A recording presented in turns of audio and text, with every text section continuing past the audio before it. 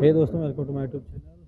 और एक फिर नई वीडियो में आपका स्वागत है। और आपको तो पता है मेरी वीडियो हमेशा गाड़ियों से रिलेटेड होती है और गाड़ियों के बारे में आपको बताता हूँ। देखो मेरे सामने वो ट्रक खड़ा है, तो मर्सिडीज बेंज का है और ये सब ऑटोमेटिक ट्रक है।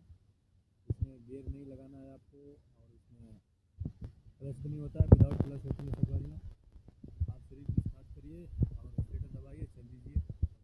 देख सकते हैं आप।